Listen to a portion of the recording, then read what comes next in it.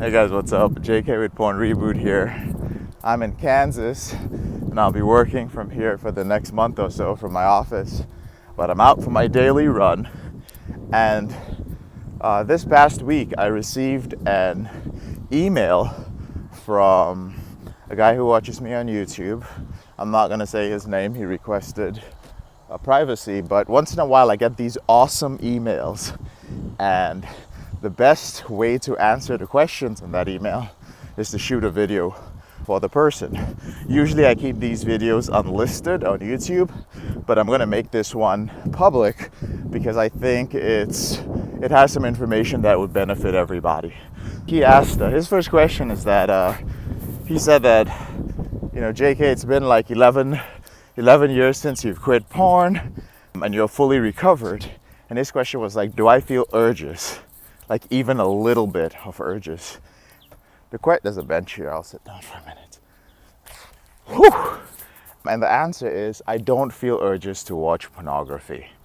I feel urges for sex, but here's the thing. When you're recovered and your brain is rewired to not masturbate or watch pornography, you're going to have sexual urges. You're a human being. I consider myself a pretty high sex drive guy, but I have urges for sex, not urges to watch pornography. And that's a whole different lifestyle issue if you have urges for sex and how you're going to satisfy those in a healthy way. That's the answer to that question. His next question was, how long did it take you to recover? For me, because I was keeping a dedicated journal, I estimate it took about 18 months to recover. But in my personal experience, and also from working with men and helping them to quit for the past couple of years, it takes about 2 years to fully recover. His next question was that, at what rate did your performance in various fields like study, friendship, and talking to girls improve? And I think this is a fantastic question because of this thing about the superpowers you get when you stop vapping. See, all these things are going to improve based on your hard work, and they actually have very little to do with porn and masturbation. So what quitting porn and masturbation is going to do is that it's going to return you to your base level. If you were here, supposed to be here naturally in, let's say, your charisma, due to your life experiences, or your ability to study, or your memory, your ability to retain information, those are based on many factors. But if this is your base level, all right, when you're watching porn and you have a compulsive behavior with it, obviously it's going to drop to a much lower level because of the things that are happening in your brain, particularly in your prefrontal cortex. So when you stay off porn and your brain starts rewiring and you're not compulsively masturbating or watching pornography, what happens is you return to your base level. And this means that if you didn't talk to girls and you had anxiety, guess what? You're still going to have anxiety. If you were average at studying, whatever that means, then you're going to go back to being average at studying. You're going to have to make an effort to be better at all these things, but you're going to be in a much better place to do so. So personally, I was not great at studying. I'm still not. And in my personal life, when it comes to friends, I don't have that many friends, to be honest with you. I have a core group of about 5 friends, and they are very busy people like me. So we take 1 or 2 trips a year and meet up because we're in different places in the world. But those are my friends. I do have a lot of acquaintances. And I will say this to men. When you are on mission, when you have a mission in life and you know what you're doing, chances are that you're not going to have too many friends. And when I say friends, I really mean real friends, lifelong friends, people that I would lay my life on the line for, and they would do the same for me. Not many of those. When it comes to sex and women, I think sex is very important. I place sex in, I would say, the top 5 category. Might be number 4 or number 5. I really haven't sat down to think about it much, but I know it's important. So I'm not a monk, I'm not celibate, but I do not watch porn and I do not masturbate, but I have lots of sex. So, and I think the important thing to mention is having sex with women who you find desirable is very important. That's another thing that will prevent you from slipping back to pornography.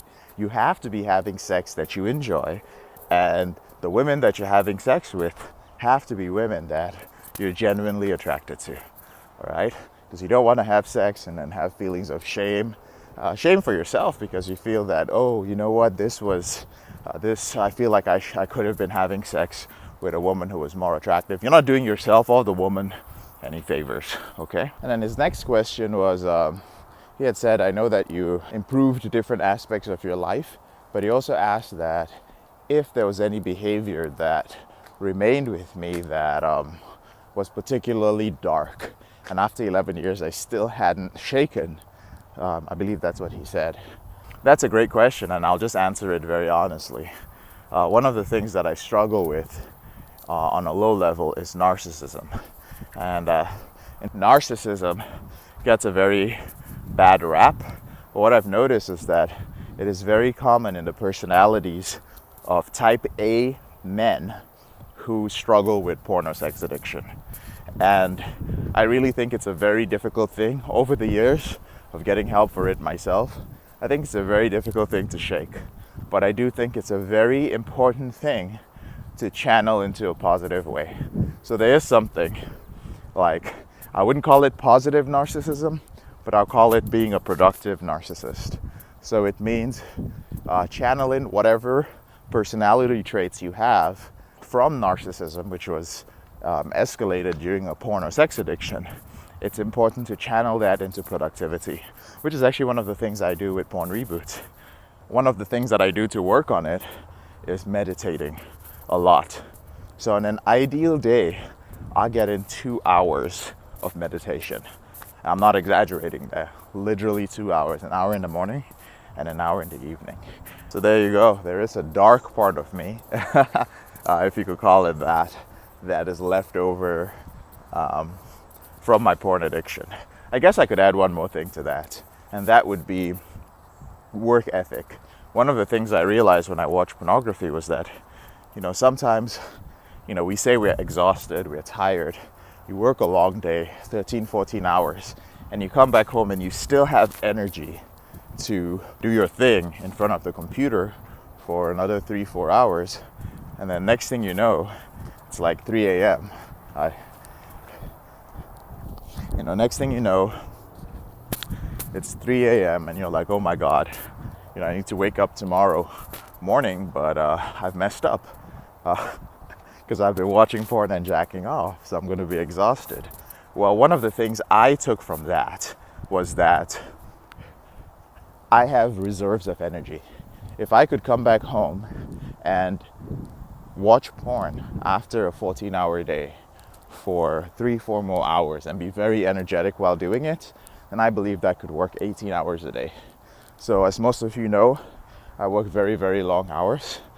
Obviously, it has its benefits when you work hard, but I do believe as time goes on, when I get a little older, I'll probably want to cut down on that and focus on other things. But for now, I'm on mission. Some people may see it as a negative thing. I do push myself a lot, but I do believe that it's important to live a balanced life. His next question was, what was my most important tool in recovery other than willpower? And I will say that my most important tool would be my ambition and my mission. I had an ambition to be successful when I was very young, and that was hampered by my porn use. So, my porn use had to go. Right now, I have a mission to help 1 million men control their sexual behavior. And this alone ensures that I will remain recovered because I'm not going to be a hypocrite. So every morning when I wake up and I realize how far away I am from my goal, that's one of the things that motivates me now. But when I was addicted, I was broke. Many times I was homeless, living with friends. And all of these were directly as a result of the choices I had made with my sexual behavior. So I realized that, listen, I'm an ambitious person, but this is no way to live. The mindset that I'm getting, this poverty mindset, because I just spent my whole life chasing sex and pornography and masturbating my life away, is not going to get me to where I need to be. And I always had that fire burning within me. But one of the things I did over the years, especially early in my recovery, was that I always fanned that flame of ambition. I read the right books, I wrote my goals down every single day, and I became very big on visualization. I know it sounds woo-woo, oh, you are visualizing and affirmations, but those things really do work, and they work for me. And trust me, those of you who have worked with me, the almost 2,000 guys in PornReboot that are in the course right now, you guys would not be in there if I was still gathering coins and homeless. I would not have had what it took to put all of that together. So, ambition. And if you have any of it, I highly recommend that you fan those flames, okay? His final question was, what do you mean when you say your brother in this struggle at the end of your videos? I think he had asked, he said, you've already recovered, so what are you struggling with? And I think that's a great question. See, when I was in recovery and I was really struggling, I was alone. I isolated. I didn't have many friends. There were some people who tolerated me. Those were the people whose couches I would sleep on once in a while. But I really wish that I had an older brother. Honestly, I really wish that I had somebody who was older, who cared for me, a masculine person who could have just told me in a firm way what to do. Somebody who could have told me that I was fucking my life up. And I didn't have that. I notice a lot of guys don't have that. There are not many masculine men these days who actually give a shit. Not many masculine men out there to give young men, and even older men, even men in their 30s and 40s, some of them need guidance. But we just don't have men who are going to break through and become vulnerable enough to put themselves out there and help men and guide them. So I was like, you know what? If I can be people's older brother, if I can be that guy, then I'll do that.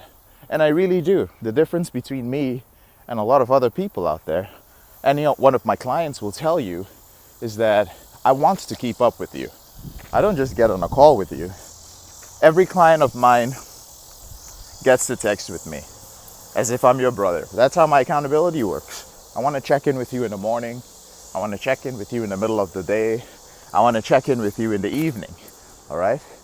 Now, don't get me wrong. This is not for everybody, okay? This is for my clients. I am your brother for all of you guys, but I can't literally text every single person. I try to be the type of mentor that I would have wanted, and I really hope I'm doing that. I do my best, but that's the reason why I'm your brother in this struggle. I understand what it's like. I lived through it. I know what it's like to wake up in the morning and feel like shit, and remember that you were going for 30 days and trying not to fap, and you messed up last night. I know what it's like to make really bad decisions and lose somebody who cares about you to your addiction. I know what it's like to have your porn use escalating and even question your sexuality. I know what it's like to watch all kinds of nasty pornography and even stuff that's not porn that gets you off. And I wonder what kind of human being you've become. I know what the shame is like. I know what the lack of focus is like. I know what that lack of motivation, that apathy, I don't give a fuck about my life. I know that attitude, and I've been there, and it's a shitty place to be. And it's a very, very challenging place to get out of. A therapist can get you out of there. A counselor can get you out of there. But I believe somebody really has to care. That's the thing guys need, you know? Guys need somebody that they can really trust. They can't be that coldness that I'm going to help you in a clinical way. That's why another reason why guys don't recover. And this is a painful thing for me, because That's what I needed. That's how I quit. It was a guy who, and other men too, but they gave a shit. I was like, these guys care. It's not just some clinical cold shit, you know? And that's the thing that men need. And that's what PornReboot is about at the end of the day. So fuck yeah, I'm your brother. I'm your brother in this struggle. And I need to stop. I need to finish my run. So I'll talk to you guys soon, okay? Have a wonderful day.